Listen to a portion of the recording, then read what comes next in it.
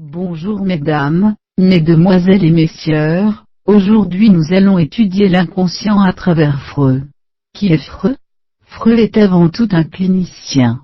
Il fut formé à Paris dans le service de Charcot, médecin spécialiste des maladies nerveuses.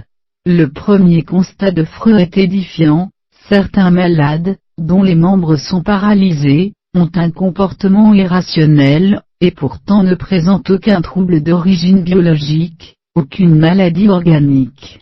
Freud en déduit que la source de ces pathologies est à chercher dans une autre origine que celle organique. Si la source n'est pas organique, elle ne peut être que psychique.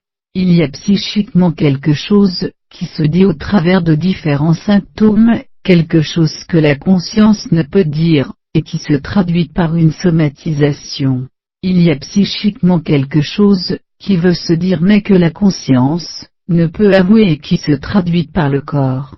Si dans le psychisme, il y a une instance qui met en péril la conscience, cela signifie que cette instance a une activité qui lui est propre, un dynamisme, un fonctionnement interne étranger et différent de celui qui définit la conscience.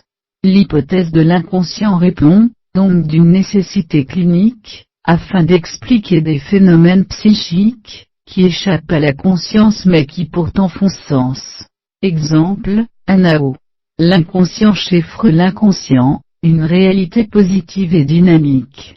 Placer l'inconscient au même rang que la conscience quant à la force de l'activité, signifie que toute activité psychique fait sens, elle est toujours porteuse de signification. Les pensées conscientes et les pensées inconscientes font toutes les deux sens. La découverte de l'inconscient s'inscrit donc dans une nouvelle topographie du psychisme. À côté de ce que la conscience dit, il y a parfois quelque chose d'autre qui la déborde, les lapsus, les actes manqués. Derrière le moi conscient se cache le ça qui se dit. Mais ce qui se dit à côté joue un jeu incessant entre présentation et dissimulation. Le psychisme redéfinit ce que la conscience exige, l'inconscient ne peut s'y résoudre, ce que l'inconscient désire, la conscience ne peut l'accepter. Le psychisme se compose du ça, de moi et du surmoi. Freud, dans l'inconscient, il n'y a que des contenus plus ou moins fortement investis. Il y règne une plus grande mobilité des intensités d'investissement. Le ça, l'inconscient. Il renvoie au désir inconscient, aux pulsions sexuelles et d'autoconservation. Dans l'inconscient, il n'y a pas d'interdit, pas de doute, pas de certitude, pas de négation, pas de temps, car le temps est sans effet sur les pulsions. Son seul principe est le principe de plaisir. Le surmoi, c'est l'inconscient lui aussi. Il se forme par l'intériorisation des interdits sociaux et parentaux. C'est lui qui installe la censure, le refoulement des représentations attachées aux pulsions, quand elles menacent la construction du sujet. Le moi, il appartient pour une part à l'inconscient et pour l'autre part au conscient.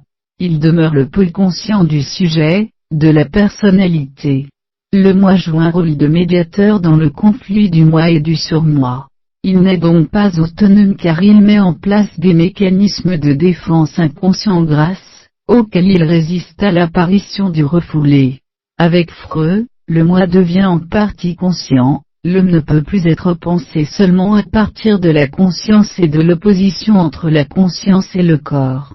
La relation entre conscience et inconscient signale deux instances qui s'interpénètrent. Je vous en remercie.